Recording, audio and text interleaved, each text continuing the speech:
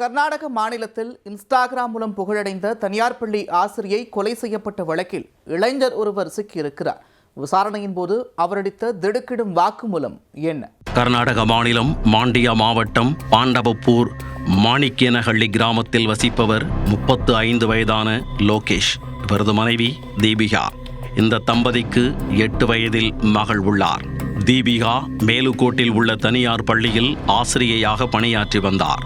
இதற்கிடையே இன்ஸ்டாகிராமில் தனது வீடியோக்களை பதிவிட்டு பிரபலமாகி வந்தார். இன்ஸ்டாகிராமில் இவரது ரீல்ஸ்களுக்கு பெரும் வரவேற்பு கிடைத்தது. இந்நிலையில் கடந்த 20ஆம் தேதி காலை பள்ளிக்கு சென்றவர் திரும்பி வரவில்லை. அதிர்ச்சி அடைந்த கணவர் லோகேஷ் தீபிகாவை பல இடங்களிலும் தேடியும் அவர் கிடைக்கவில்லை. இதையடுத்து மேலுக்கோட் காவல் நிலையத்தில் இது குறித்து லோகேஷ் புகார் செய்தார். போலீசார் வழக்கு பதிந்து தேடி வந்த நிலையில் 2 தினங்களுக்கு முன் மேலுக்கோட் யோக நரசிம்ம சுவாமி கோவிலின் மலை அடிவாரத்தில் சாக்கு மூட்டையில் வைத்து பாதி புதைக்கப்பட்ட நிலையில் சடலம் ஒன்று கிடப்பதாக போலீசாருக்கு தகவல் கிடைத்துள்ளது.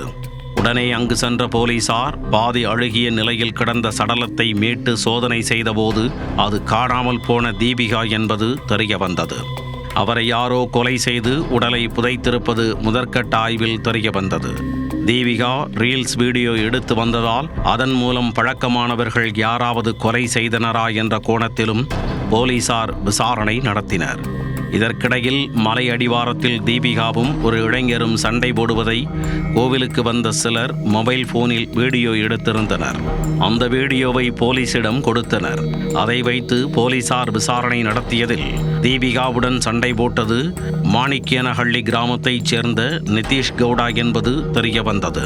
தீபிகாவின் குடும்பத்தினரும் நிதிஷ் மீது கொலை குற்றச்சாட்டு கூறியிருந்தனர்.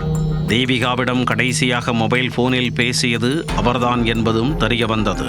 தலைமறைவாக இருந்த அவரை பிடிக்க 2 தனிப்படைகள் அமைக்கப்பட்டது.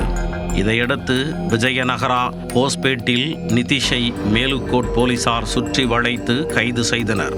முதலில் தீபிகாவை கொலை செய்யவில்லை என கூறியவர் போலீசாரின் கிடுக்குப்பிடி விசாரணையில் கொலை செய்ததை ஒப்புக்கொண்டார். தீபிகாவும் நிதிஷும் ஒரே ஊரைச் சேர்ந்தவர்கள் என்பதால் 2 ஆண்டுகளுக்கு முன் இருவருக்கும் பழக்கம் ஏற்பட்டது. இருவரும் அக்கா தம்பி போன்று பழகி வந்துள்ளனர். அவர்கள் இருவருக்கும் இடையில் ஏதாவது தவறான உறவு இருக்கலாம் என்று குடும்பத்தினர் சந்தேகித்தனர்.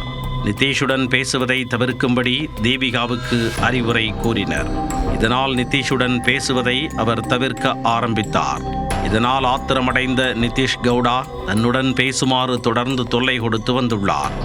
இதற்கு சம்மதிக்காததால் தீபிகா மீது கடும் ஆத்திரமடைந்த நிதிஷ் கவுடா அவரை கொன்றுவிடலாம் என்ற முடிவுக்கு வந்துள்ளார். கடந்த 20ஆம் தேதி நிதிஷுக்கு பிறந்த நாள் என்பதால் தீபிகாவிடம் செல்போனில் பேசியவர் உங்களை பார்க்க வேண்டும் என்று கூறியுள்ளார்.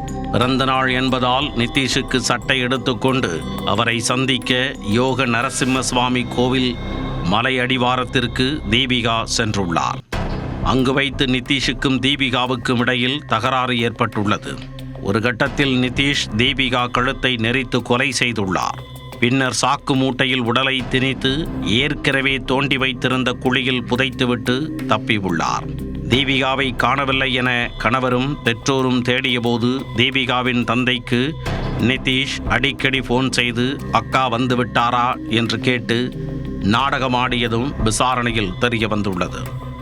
நிதிஷ் மீது கொலை வழக்கு பதிவு செய்த போலீசார் அவரை நீதிமன்றத்தில் ஆஜர்படுத்தி சிறையில் அடைத்தனர்.